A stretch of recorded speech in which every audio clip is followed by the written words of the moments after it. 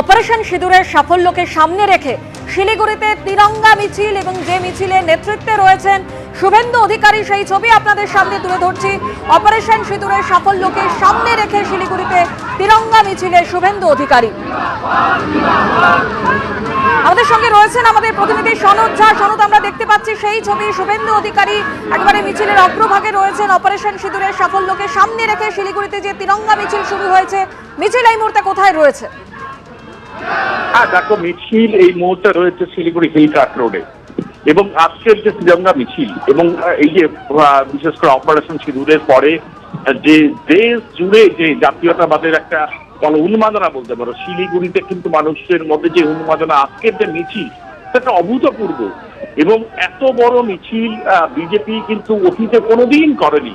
এবং এই যে আজকে বিশেষ করে তিরঙ্গা যাত্রা, তিরঙ্গা র্যালি, জাতীয় পতাকা নিয়ে জাতীয় যে এত বড় মিছিল এবং গোটা মিছিল জুড়ে রয়েছে জাতীয় পতাকা, সামনে রয়েছে বিজেপি নেতৃত্ব, শুভেন্দু অধিকারী রয়েছেন। এবং মিছিল বিশেষ করে বাঘাযতীন পার্ক থেকে মিছিল স্টার্ট করে যে মিছিল এখন হিলকাট রোড পরিক্রমা করছে এবং হিলকাট রোড পরিক্রমা করে কিন্তু আবার ব্যাক করে আসবে, তারপরে মিছিল ছেড়ে হবে। কিন্তু এত বড় মিছিল ইতিমধ্যে বিজেপিকার কোনো রাজনৈতিক দল শিলিগুড়িতে করেনি এবং মানুষের উৎসাহ কিন্তু একেবারে তুঙ্গে রয়েছে। বিশেষ করে অপারেশন সিঁদুরের পর থেকে কিন্তু বিশেষ করে জাতীয়তাবাদ এই একটা উন্মাদনা ছিলই। সেই উন্মাদনার মধ্যে বিজেপির এই যে র্যালি, তিরঙ্গা র্যালি, এই র্যালিতে কিন্তু প্রচুর মানুষ, সামনে নির্বাচন রয়েছে, বিজেপি রাজনৈতিকভাবে এই যে তিরঙ্গা যাত্রা বিশেষ করে এই জাতীয়তাবাদকে ইস্যু করবেই, এটা স্বাভাবিক। একেবারে এই মিছিলের দিকে অবশ্যই আমাদের নজর থাকবে। আপাতত তোমায় ধন্যবাদ। বেহাল রাস্তার হাল প্রকাশ্যে পশ্চিম মেদিনীপুরের নারায়ণগড়ের ছবি এবার রাখবো আপনাদের সামনে। রাস্তায় গাড়ির কাদা ছিল, যার ফলে গাড়ির চাকা আটকে গেল আর গাড়িতেই প্রসব। সেই ছবিটা আপনি দেখাচ্ছি আপনাদের, যেভাবে একেবারে ঢালাই রাস্তা সেটা কাদায় ঠিক ঠিক করছে এবং সেখানে এতটা বেহাল অবস্থা, সেই গাড়ির চাকা আটকে গেল। প্রসূতিকে নিয়ে যাচ্ছিল গাড়ি এবং সেই গাড়িতে প্রসব করতে বাধ্য হলেন প্রসূতি। গাড়ি আর এগোতেই পারল না, প্রসূতিকে নিয়ে কাদায় আটকে গেল গাড়ি।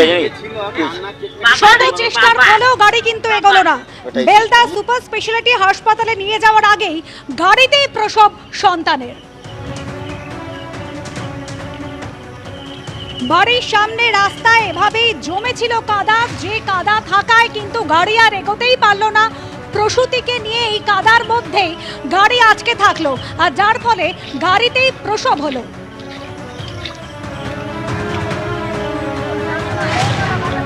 টেলিফোনে রয়েছেন আমাদের প্রতিনিধি অমিত জানা। অমিত, রাস্তার সেই ছবি তো আমরা দেখতে পাচ্ছি, কি পরিমাণ রাস্তায় কাদা রয়েছে, ঢালাই রাস্তা, অথচ রাস্তার উপরে এই পরিমাণ কাদা যে প্রসূতি সেই গাড়ি এগোলোই না, প্রসব করতে তিনি বাধ্য হলেন, তাও আবার গাড়ির মধ্যে।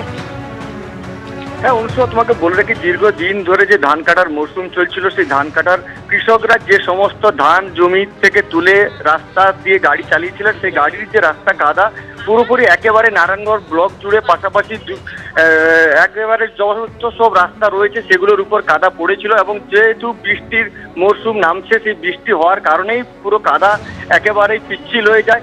এবং অন্তঃসত্ত্বা নারায়ণগড়ের মহিলাকে যখন আশাকর্মী নিয়ে আসার জন্য চেষ্টা করেন ওই হাসপাতালে, তখনই গাড়ি একেবারেই কাদায় পিছলে যায় এবং গাড়ি একেবারে এগোতে থাকে না। তখন আশাকর্মী তার নিজে দায়িত্ব নিয়ে চেষ্টা করে ওই অন্তঃসত্ত্বাকে ওখানে প্রসব করান। যদিও একেবারেই স্বাস্থ্য দপ্তরের তরফ থেকে যদিও বলা হচ্ছে যে আশাকর্মী তিনি ভালো কাজ করেছেন, তাকে কুর্নিশ জানিয়েছেন, তাও কিন্তু ব্লক সভাপতি আশিস, ব্লক স্বাস্থ্য অধিকর্তা, তিনি জানাচ্ছেন যে তার কিন্তু সেই ধরনের ট্রেনিং না থাকলেও তিনি কিন্তু ভালো কাজ করেছেন, এটা কিন্তু জানাচ্ছেন। একেবারেই তুমি দেখতে পাচ্ছ যে সেই কাদার মধ্যে যখন গাড়ি আটকে যায়, তখনই সেই অন্তঃসত্ত্বা যন্ত্রণায় কাতরাতে থাকে, তখনই তাকে চেষ্টা করে আশাকর্মী তার নিজের দায়িত্বেই অন্তঃসত্ত্বাকে প্রসব করেন। তারপর অন্য রাস্তা দিয়ে, দূর পথ দিয়ে তাকে বেলদা সুপার স্পেশালিটি হাসপাতালে ভর্তি করা হয়। এখন এই মুহূর্তে কিন্তু নবজাতক এবং তার মা সুস্থ রয়েছেন। যদিও ঘটনার খবর ছড়িয়ে পড়ার পর প্রশাসন নড়ে চড়ে বসে।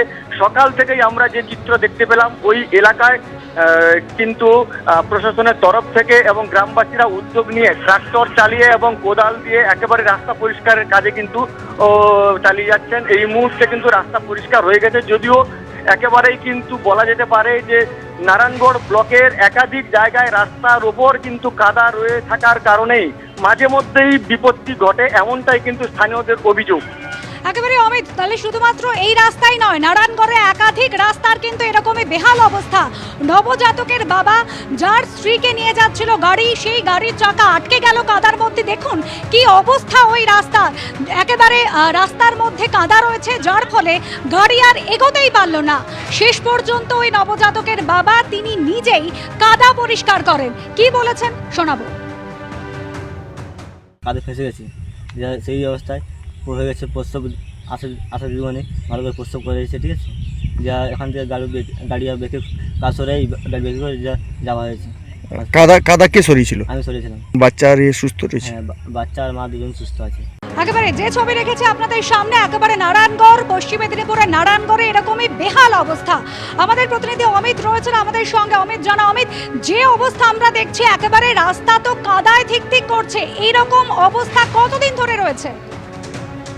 তোমাকে বলে রাখি যে বড় চাষের মরশুম যখন ধান ঘরে তোলার সময় হয়, সেই সময় থেকেই কিন্তু রাস্তার ওপর দিয়ে যে সমস্ত ট্রাক্টর চালিয়েছিলেন কৃষকরা, ধানকে মাঠের থেকে ঘরে তুলছিলেন, সেই সময় প্রায় 2 মাসের কাছাকাছি হয়ে গেল। সেই সময় থেকেই কিন্তু রাস্তার বেহাল দশা হয়ে রয়েছে। শুধুমাত্র নারায়ণগড় ব্লক বললেই ভুল হবে, নারায়ণগড় পশ্চিম মেদিনীপুরের একাধিক ব্লকেই কিন্তু এই অবস্থার আর কারণে একাধিক ঘটনার খবরও কিন্তু আমাদের কাছে এসেছিল। সেই সময় প্রশাসনের তরফ থেকে মাইকিংও করা হয়েছিল, কিন্তু সেই মাইকিংকে বুড়ো আঙুল দেখিয়েই কিন্তু ট্রাক্টরের মালিক সমস্ত যারা ধান জমি থেকে ধান তুলছিলেন তারা কিন্তু গাড়ি রাস্তার উপর দিয়ে চালাচ্ছিলেন, যদিও মাটি পড়ে জমা রয়েছিল বৃষ্টির কারণে একেবারে কাদা। সেই প্রশ্ন কিন্তু বিরোধীরা তুলছিলেন, একেবারে গ্রামের মানুষজনও সেই প্রশ্ন তুলছিলেন যে রাস্তার উপর যে সমস্ত কাদা রয়েছে, ঢালাই রাস্তা হোক বা পিচের রাস্তা, সমস্ত কাদা কিন্তু জমে রয়েছে। বারে বারে তারা জানিয়েছেন বিডিওকে, পুলিশকে, কিন্তু লাভ কিছুই হয়নি। কোথাও কিন্তু প্রশাসনের তরফ থেকে সরানোর কাজ হয়েছিল, মাটি সরানোর কাজ, কিন্তু আবারও যেইকে সেই বেহাল দশা। আজকে এই একাধিকবার জানানো হলেও কোনো রকম পদক্ষেপ নেওয়া হয়নি, যে কারণে রাস্তা বেহাল। এবং সেই ছবি আমরা আপনাদের সামনে তুলে ধরছি যে কি সমস্যার মধ্যে পড়তে হয় এক প্রসূতিকে পশ্চিম মেদিনীপুরের নারায়ণগড়ে। তাকে গাড়িতে করে নিয়ে যাবার সময় যত বিপত্তি হয় এবং কাদায় গাড়ি আটকে যায়, শত চেষ্টাতেও গাড়ি এগোয় না এবং অবশেষে এই প্রসূতি প্রসব করেন গাড়ির মধ্যেই। এই নিয়ে আমরা কথা বলেছিলাম বিএমএইচ এর সঙ্গে, তিনি কি বললেন শোনাবো।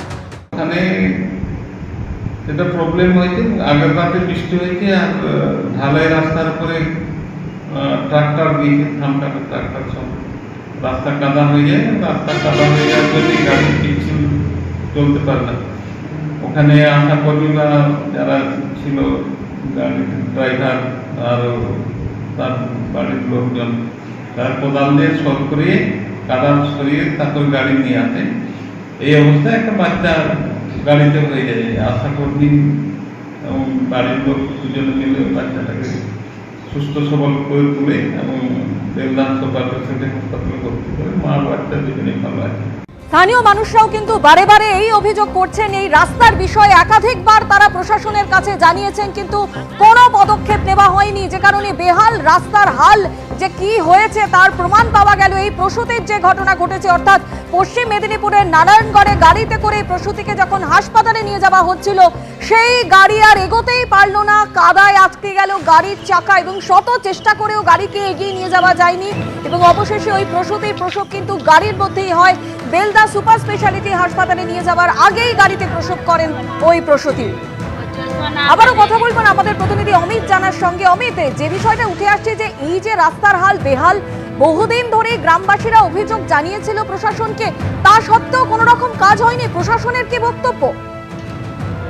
প্রশাসনের সঙ্গে আমরা কথা বলেছিলাম, যেটা দায় ঠেলাঠেলির পালা, যেটা পাকুড়ছুনি গ্রাম পঞ্চায়েতের রাজ্যের রাস্তা ছিল, সেই রাস্তা দিয়ে কিন্তু তারা না নিয়ে গিয়ে মকরামপুর প্রাথমিক স্বাস্থ্য কেন্দ্রে যে রাস্তা দিয়ে নিয়ে যাওয়া হচ্ছিল ওই প্রসূতিকে, যেটা হচ্ছে পুটরঙ্গি থেকে পাকা রাস্তা ধরে ঝোপগেড়িয়া, সেই ঝোপগেড়িয়ার বাসিন্দা অন্তঃসত্ত্বাকে নিয়ে যাওয়া হচ্ছিল প্রাথমিক স্বাস্থ্যকেন্দ্র মকরামপুরের দিক থেকে। তাই দুটি গ্রাম পঞ্চায়েতের মধ্যে কিন্তু একেবারেই রেষারেষি।